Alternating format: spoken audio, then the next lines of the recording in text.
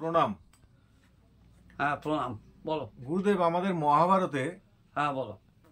যে গল্প আছে, হ্যাঁ হ্যাঁ হ্যাঁ হ্যাঁ মানে আমি হিস্ট্রি বলছি, ওয়ার্ল্ডের মধ্যে ফেমাস এবং লংগেস্ট মানে হিস্ট্রি। হ্যাঁ হ্যাঁ হ্যাঁ হ্যাঁ হ্যাঁ। তো এর মধ্যে অনেক লোকের অনেক রকম চরিত্র আছে। হ্যাঁ আছে তো, বড় চরিত্র, ছোট চরিত্র অনেকের আছে।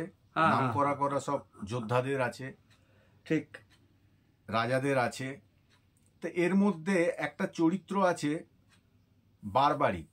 বারবারিক, হ্যাঁ হ্যাঁ হ্যাঁ। এই বারবারিককে সম্বন্ধে যদি কিছু বলেন, এবং বারবারিককে পরবর্তীকালে খাটুশ্যাম বলা হয়, কেন বলা হয়? মন্দিরও আছে, দেখবে তোমার খাটুশ্যাম মন্দিরও আছে। এটা কৃষ্ণের দেওয়া নাম। বারবারিকের নাম হচ্ছে কৃষ্ণই দিয়েছে খাটুশ্যাম, এবং উনি বলেছিলেন তোমাকে এই নামে লোকে চিনবে। এবং যারা বারবার পরাজিত হচ্ছে কোনো কিছুতে, তোমাকে পুজো করলে, তোমাকে পুজো দিলে, সে একবার দর্শন প্রাপ্তি হলে হ্যাঁ সে মানুষ নাকি জয়লাভ করে, জয়লাভ করে। এইটাই এইটাই এইটাই। এর আসল মন্দিরটা রাজস্থানে, হ্যাঁ হ্যাঁ হ্যাঁ হ্যাঁ। খাটুশ্যাম মন্দির। না, কলকাতাতে আলমবাজারে আছে। আলমবাজারে একটা আছে খাটুশ্যাম মন্দির। হ্যাঁ হ্যাঁ হ্যাঁ হ্যাঁ হ্যাঁ। তো এখন অ্যাকচুয়ালি বারবারিক কে, বারবারিকের জেনারেশনটা যদি একটু বলেন। জেনারেশনটা অন্য কিছু নয়, মানে আমাদের ভীমকে দেখেছো তো। হ্যাঁ, ভীম যখন বনবাসে ছিলেন তখন হিড়িম্বার সঙ্গে পরিচিতি হয়। হিড়িম্বা একজন রাক্ষস ছিলেন, যাক ছলে বলে কৌশলে ভীমকে কন্ট্রোল করে এবং পরবর্তীকালে ভীমকে বিয়ে করে। আর এই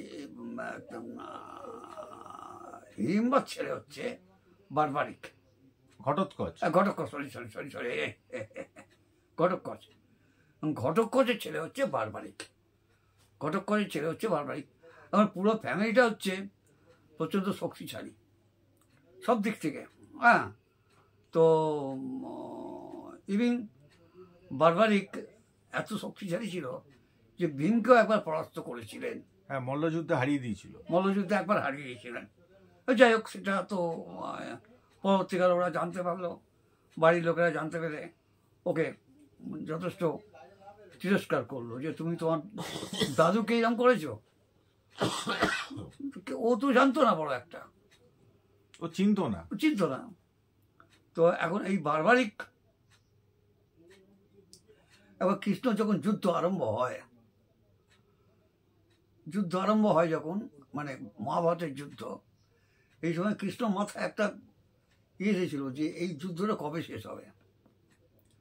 তো উনি জনে জনে গেছিলেন, যারা বড় বড়, হ্যাঁ, মহাভারতের যত বড় বড় যোদ্ধা ছিলেন সকলের কাছে গেছিলেন যে এটা কবে শেষ করতে পারবে তোমরা, কে কতদিনে শেষ করতে হ্যাঁ পারবে, কে কতদিন শেষ করতে পারবে।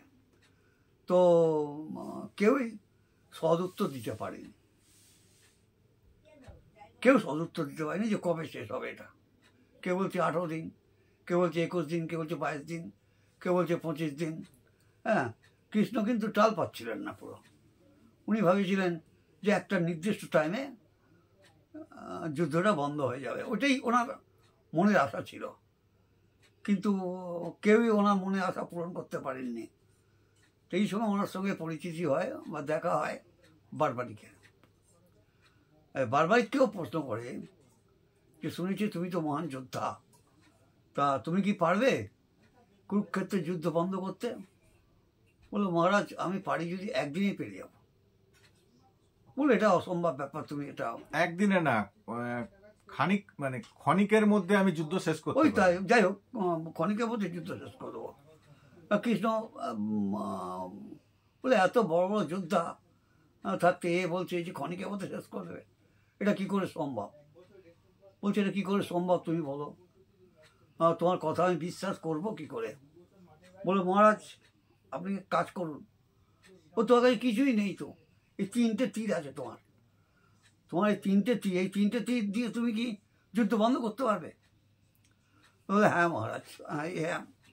কৃষক বলে, হ্যাঁ আমি পারবো। আমার 3টে তীর আছে, একটা তীর আমি আমার পারিবারিক এর জন্য ব্যয় করি, একটা তীর আছে আমার বন্ধু বান্ধব আত্মীয় স্বজন এদের জন্য ব্যয় করি, আর একটা তীর আছে যেটা দিয়ে আমি যে কোনো সময় যে কোনো জিনিস বন্ধ করে দিতে পারি। 3টে তীর আমার কাছে আছে। তা কৃষ্ণ বললো তাই যদি হয় তাহলে তুমি একটা কাজ করো তো, এই যে অসত্য গাছ দেখছো, এই অসত্য গাছে পুরো পাতা ছেদন করে দাও তো, দেখি তোমার কত ক্ষমতা, তাহলে বুঝবো হ্যাঁ তুমি একদিনে পারবে। তো যাই হোক, একদিন বা 1 ঘন্টা পারবে। তা বারবারিক তখন করলো কি, তীর চালানো শুরু করলেন। ওই শেষ তীরটা মানে 3 নম্বর তীরটা ছুড়লেন, গাছের পাতা সব পড়তে আরম্ভ করলো, খসে খসে খসে খসে পড়ে যাচ্ছে। হ্যাঁ, পড়ে যাচ্ছে, ছেদন করা শুরু করলো। হ্যাঁ, ছেদন করা শুরু করে দিয়েছে। তো কৃষ্ণ দেখছেন দাঁড়িয়ে, উনি একটা পাতা পায়ের তলায় নিয়ে নিয়েছে। একটা পাতা? একটা পাতা। তো তীরটা এসে ওই পায়ের পাতা থেকে পায়ের তলা থেকে পাতাটা সরাবার জন্যে। তা উনি কৃষ্ণকে বললেন আপনি সরিয়ে দিন, না হলে আপনার ক্ষত হবে ওখানে, ও ছাড়বে না আপনাকে। যাই হোক, কৃষ্ণ তারপর ওই এটাকেও ছাড়ি মানে পাটা সরিয়ে নেওয়াতে পাতাটা ছেদ হলো। হ্যাঁ, পাতা ছেদ হলো। এইভাবে পাতা ছেদন করলেন এবং তিনি লাস্টে কৃষ্ণকে বললেন একটাই কথা, যে ঠিক আছে আপনি একটা কাজ করুন, আমি আমার দেহটাকে। কৃষ্ণ তার দিব্য দৃষ্টি দিয়ে হ্যাঁ দেখেছিলেন যে এ তো ভয়ঙ্কর যোদ্ধা, হ্যাঁ এ তো যে কুল হারবে সে কুলের হয়েও যুদ্ধ করবে। হ্যাঁ, তা পাণ্ডবরা যখন আবার জেতা শুরু করবে ও কৌরবদের হয়ে যুদ্ধ করবে। 100 বার। আবার পাণ্ডবরা যখন আবার হারবে তখন ও পাণ্ডবদের হয়ে যুদ্ধ করবে। মানে এই করতে করতে হবে কি পুরো কৌরব বংশটাই ধ্বংস হয়ে যাবে। পাণ্ডব এবং কৌরবটাই ধ্বংস হয়ে যাবে। তখন ওই মানে ওর কাছ থেকে কিছু চায় কৃষ্ণ, বারবারিকের কাছ থেকে। তখন ওর মুন্ডু মানে চেয়ে নেয়, তোমার মুন্ডুটা আমার চাই। হ্যাঁ।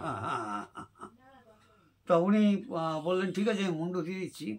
আমার মুন্ডুটা একটা পাহাড়ের ওপর, যেখানে যুদ্ধ হচ্ছে, পাহাড়ের ওপর রেখে দিন, আমার মুন্ডু সমস্ত কিছু দেখবে এবং যুদ্ধটা আমি দর্শন করতে চাই, যুদ্ধ দর্শন করতে চাই। তো তাই হলো, যথারীতি ওনার মুন্ডুটা পাহাড়ে রেখে দেওয়া হলো। উনি যুদ্ধ দর্শন করলেন। অনেকে ছুটে এলো, কী ব্যাপার। হ্যাঁ, বললো যে আসল যোদ্ধা কে, এত বড় বীর কে আছে যে এই যুদ্ধটাকে চালাচ্ছে, তাই তো? না, মহাভারতের সব থেকে বড় যোদ্ধা কে, তাই তো কৃষ্ণর কাছে অনেকে এসে জিজ্ঞেস করেছিল। হ্যাঁ, তখন কৃষ্ণ বলেছিল যে আমি তো যুদ্ধক্ষেত্রে ছিলাম সারথি হিসেবে, আমি তো বলতে পারবো না, তবে একজন বলতে পারে যে পাহাড়ের শিখরে যে বসে পুরো যুদ্ধটাকে পরিদর্শন করেছে। ওই বারবারিকের কাছে তখন সবাইকে পাঠায়। তখন বারবারিকের কাছে গিয়ে সবাই যখন জানতে চায়, তখন বারবারিক বলে এই মহাভারতের যুদ্ধে সব থেকে বড় যোদ্ধা হচ্ছেন স্বয়ং শ্রীকৃষ্ণ। কারণ উনার যে সুদর্শন চক্র অদৃশ্যভাবে যে ছেদন করে চলেছে, এটা কেউ দেখতে পায়নি, আমি দেখতে পেয়েছি। এটা ঘটনা, এটাই মহাভারতের একটা কাহিনী, ছোট কাহিনী, হয়তো অনেকে জানে না এটা, বারবারিকটা অনেকে জানে না। তখন কৃষ্ণ ওর প্রতি সন্তুষ্ট হয়ে ওকে বললেন আজ থেকে তুমি কলিযুগে তুমি খাটুশ্যাম নামে বিখ্যাত হবে, তোমাকে সবাই খাটুশ্যাম হিসেবে পুজো করবে। এবং যারা প্রতিবার হেরে যাচ্ছে যুদ্ধে বা কোনো কিছুতে হেরে যাচ্ছেন, জীবনের সংগ্রামে যারা হারবে তারা তোমাকে যারা মানে দর্শন করবে তারাই জয়লাভ করবে। এটাই বলা হয়েছে। ওইভাবেই চলছে, এখনো ওইভাবে চলছে। কলকাতায় একটা মন্দির আছে আমি জানি, আলমবাজারে আছে, আর একটা হচ্ছে রাজস্থানে আছে।